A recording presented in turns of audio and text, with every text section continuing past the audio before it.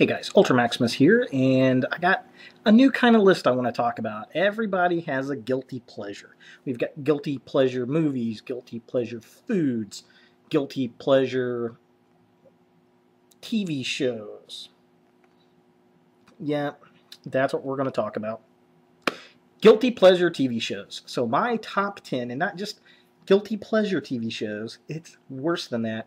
It's my top 10 guilty pleasure reality TV shows. Yes, I do watch some, and these are the ones I watch and why. Bum, bum, bum.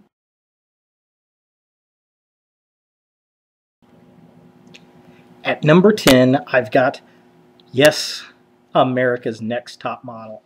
And why do I watch this show? Well, the entire reason I even watched this show is because it was on Friday nights and it followed, was it Supernatural at the time when I first started watching it, and I just left it on. It was in the background while I was getting ready to go out to the bar or whatever.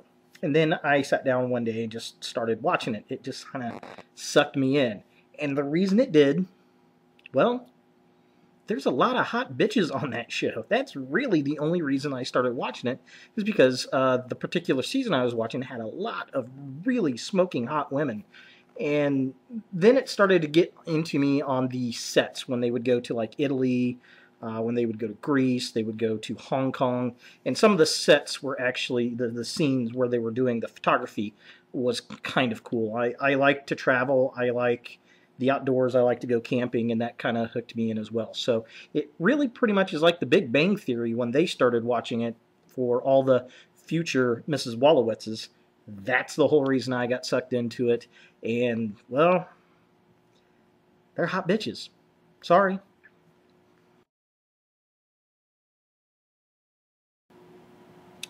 Number 9 is Animal Planet's Tanked. And if you've seen my channel, you know I've got a saltwater aquarium, a marine tank, reef tank, and I really dig anything I can watch on saltwater tanks. And I'm a big fan of Mr. Saltwater Tank TV on YouTube. If you haven't checked him out, definitely check him out. And then this show came on, Animal Planet. I think they're on their 3rd season, and you know, I like it. They're goofy, it's funny, it's obviously scripted. They go through and they make very odd tanks. Think of American Chopper versus, you know, Monster Garage meets Aquariums. That's what this show is. They'll make an aquarium out of a refrigerator, a pinball machine, an old car, whatever. So they build these aquariums in or around these stylized products, and it's kind of interesting. However, the one thing that disturbs me is I don't know how safe some of this stuff is for the fish. They don't really put the importance of reef and marine fish care into the show as they do the custom builds, and that you got to know, and I wish they would really put some kind of disclaimer on it, that if you are getting into the hobby, they need to really study the care for the animals, the corals, the fish, the invertebrates, because that totally gets lost in this, I think, on most occasions. Now, sometimes when it's the guys and they're talking about something, that does come up that, hey, we don't want to hurt this animal, got to be careful, and that does come up in the show, but the television makers, I think, push the custom builds more than the taking care of the actual animals, which these guys do. You can tell when they're in the aquarium shops and when they're moving sharks and things like that. You can tell they really do care for the animals, but it's not promoted enough, in my opinion, on the show. It is funny, it is lighthearted, it is very scripted, but if you're an aquarium lover, you'll like this show.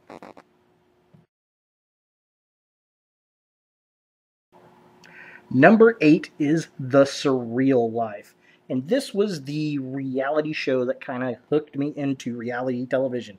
I never, ever watch American Idol, The X Factor, any of those shows. Dancing with the Stars. I just do not like those shows, would never watch them. This came on VH1, and I really enjoyed it. It's like MTV's Real World with B-list and forgotten celebrities. It's funny. It's interesting. I like it, because we get to see these great character actors and people from our past and our childhood, and it's kind of interesting to see how these people get along in a day-to-day life and the silly little adventures that the television show puts them up through. So I don't think the show is still on the air. It was on VH1 for several seasons, I think at least 5 or 6 seasons.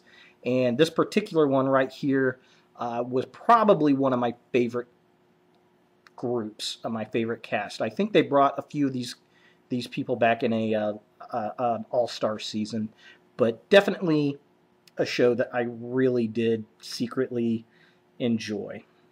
Yeah. Thanks, Surreal Life.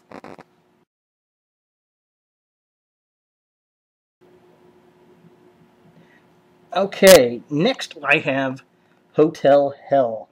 And, I like the show. I like Gordon Ramsay. I like his flair on his television shows that he does. I think he does a great job in Kitchen Nightmares and Top Chef. And the reason I like this show, it's going out and further into the hospitality community, hospitality business world, whatever you want to call it, where we get to see these hotels around the country. And again, I like to travel, I like to go places, and I like to see these different hotels in different parts of the country and how they're run and the concepts of them. And some of them are in really, really bad shape. And I really enjoy how he kind of goes through and the show revamps that particular hotel that's in trouble. So, yeah, again, this is more for the fact that I like Ramsey. I think he's funny. And secondly, I really like seeing different parts of the country and the different concepts for these hotels.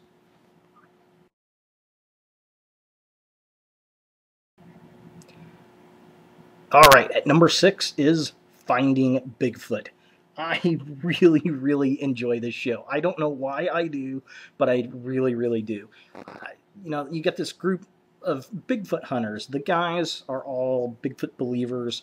A couple of them, Matt Moneymaker, and yes, his name is Matt Moneymaker.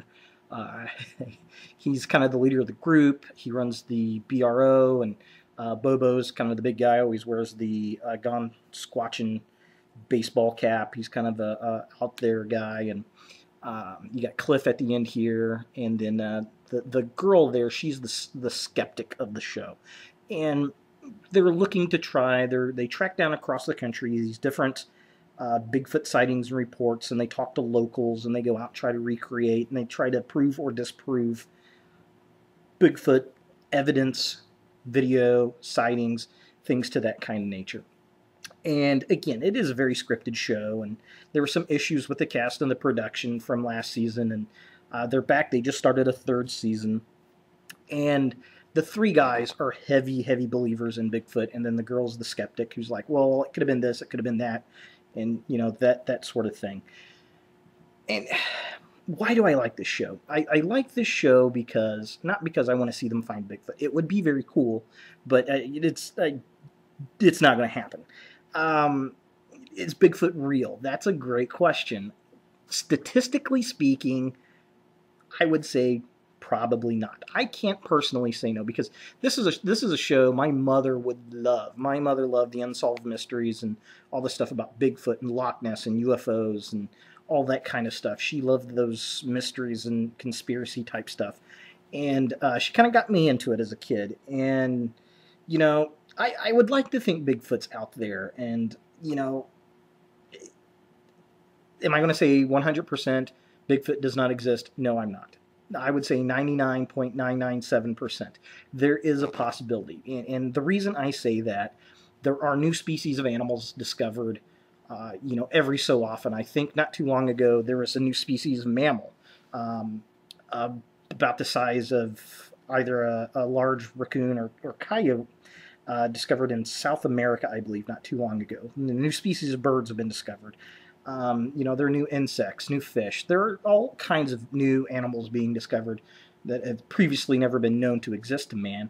And it's people like, well, Bigfoot's supposed to be this giant ape, and it wouldn't be that hard to find, and da da da da da. Well, keep in mind, the mountain gorilla was not discovered by the British until 1902. We quite literally have only had a little over a century of knowing of their existence. And that's a mountain gorilla. So it is plausible that there could be another ape.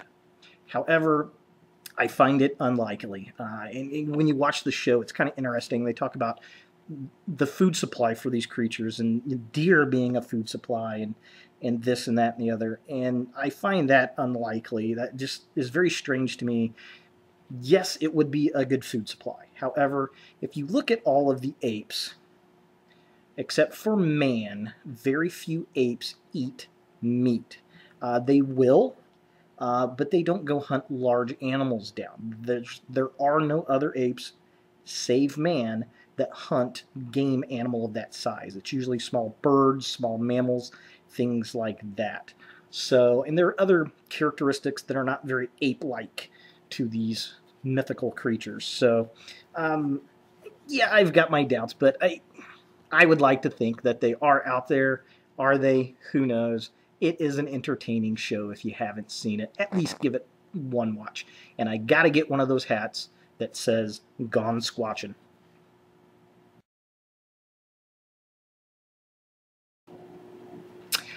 Number 5, I've got Ultimate Aquariums on HDTV.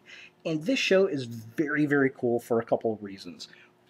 First off, again, I'm a huge aquarium fan. I actually subscribe to these guys on YouTube. And what this show is, you've got a group of aquarium builders that go in and build custom aquariums for the super rich out in Los Angeles area.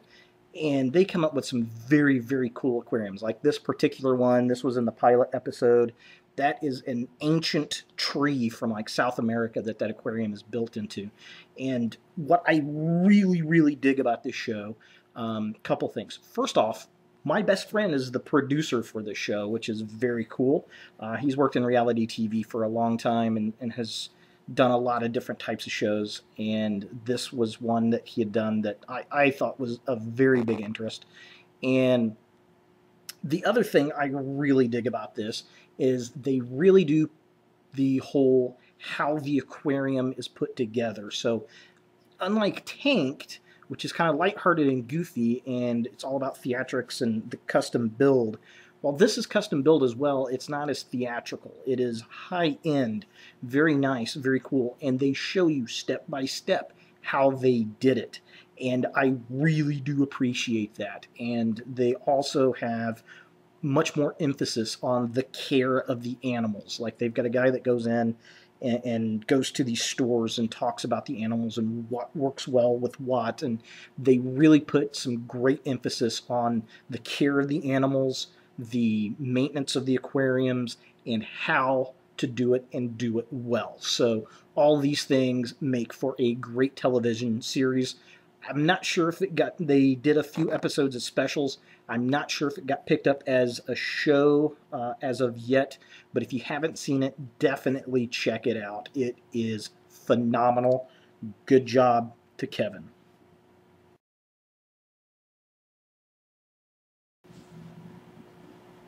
All right, number 4, I've got Market Warriors. I really like this show. This is a PBS show, and this is basically a group of people, their estate, um, auctioneers, pickers, designers, um, people that evaluate the wealth or value of things. And it's just a really good combination of people. And I got to say, Miller Gaffney, the lady is on it. Oh, she is so, so, so hot. Got a nice little southern draw to her. She wears a red dress and a cowboy hat and boots. It is on, let me tell you. But this is a very good show. What they do is they plop them down in a flea market somewhere in the country. They give them X amount of dollars. They give them X amount of time, and they give them goals to look for certain things, like maybe Native American, maybe mid-century art, maybe 19th century furniture, whatever it is. They have to go through these flea markets, look for it and buy it, and then they have to turn around and resell it at auction somewhere else in the country and try to make profit off of it. So they have to buy it as cheap as possible so they can make the most money on it. So it's a very interesting concept, and you get to see some very interesting things, and it's just fascinating what sells and what doesn't sell and where. So very good show if you have not checked it out. Definitely take a look at it. It's entertaining, very entertaining from PBS. Very good stuff.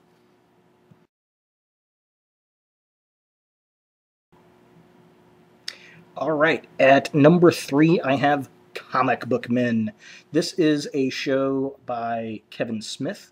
This actually takes place in his comic book store in New Jersey, Jay and Silent Bob's Secret Stash. And the group of people you see down at the bottom of there, those are the employees of the store. This is kind of like Pawn Stars meets a comic book shop. Basically, it's about people who bring things into the comic book store. They're trying to sell it. They're trying to find a value of it. Those kind of things, whether they're comic books, they're toys, various kinds of collectibles. Very cool stuff, very interesting, and they kind of go through and show all these people that bring them in, and they're trying to buy it and try to get the value, that kind of thing. And then they sit in a round table with Kevin Smith and talk to him about certain things. And every once in a while, they'll go out and do something like they'll have a bunch of clearance stuff, and they go to a local outdoor flea market or something, and they try to sell as much of it as they can, and whoever makes the most money wins, and that kind of stuff. So it's a very, very good show if you're a geek and collector and like the comics and toys and things like that. This is definitely something that you'll really dig and like to watch.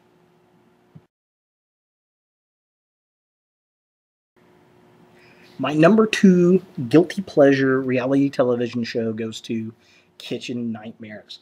Again, Gordon Ramsay, I really like him. I think he's a very, very good chef.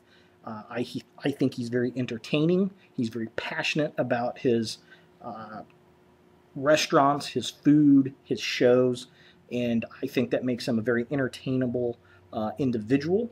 And again, I like to travel. I'm a big cook. I love to cook. I love to try new recipes. So it really fascinates me to see these different restaurants in different parts of the country. And these things are just so awful, awful, awful shape.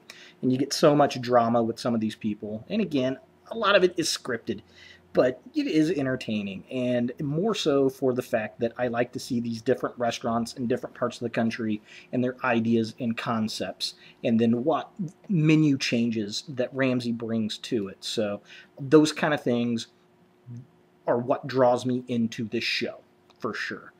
So that's the number 2 choice for guilty pleasure reality television.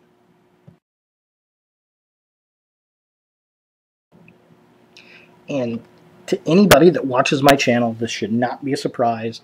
My number 1 pick for guilty pleasure reality TV show is Toy Hunter on the Travel Channel.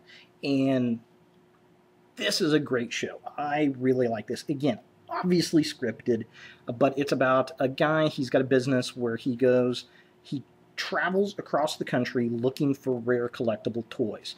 Transformers, Mask, G.I. Joe, Alf dolls, Cabbage Patch Kids, whatever, stuff, the Bionic Man, whatever it is. He'll go through and find them, and he tries to make the best deal he can because, like Market Warriors, what he's going to do is he's going to try to resell these. And he goes to conventions, toy conventions and comic book conventions, and tries to make money off of these. And he puts a budget on what he wants to spend in a trip. Like, he doesn't want to spend more than $3,000. And he's going to try to make $15,000 out of it, And it's kind of interesting because some of these figures that he comes across, they're too valuable, they're too expensive. The guy's, somebody says, well, yeah, I'll take $10,000 for it. And he can't do that, but he will sell it he'll be a broker for that owner. So he's taken a few of these toys that were worth 10 to 15 grand. He's taken them to conventions, and he'd sell them, and then he'll take 10% of what it sold for. So if it sold for $10,000, he gets $1,000 out of it. So Very interesting concept, very cool. They've come across some figures that were very neat, uh, down from the original Kenner factory in Cincinnati, Ohio. He found a Boba Fett prototype toy that you were supposed to mail away for, and it had the launching rocket on it, and the toy was deemed unsafe, so they never released that version of the toy. But they found one of the prototypes in a local comic book shop that used to be down the street from the Kenner factory before it closed. Another cool thing was he went to a guy's house outside of Cincinnati who was a toy designer for Kenner, and he designed a lot of the mask toys, and he was able to buy, and he had them all mint in box in the garage still. He was able to buy a handful of them, but one he really, really wanted, the guy just wouldn't give up because he specifically designed that toy. And it was very cool to see that kind of stuff, and it's very interesting. And again, I know one of the producers on this show. This is one of my friend's girlfriends. She's a producer as well, and she worked on this particular television show, and it just strikes a chord in me, being a Transformer collector and a geek and hobbyist, and just to see some of those figures out there and see what they go for at the conventions. So very cool, very interesting, and definitely fun to watch, especially if you're watching my channel. You're going to like this show, so check it out for sure. So there it is, guys, my top 10 guilty pleasure reality TV shows. Yes, I hate to say it, I do watch them too. So thanks for watching, and look for more videos in the future.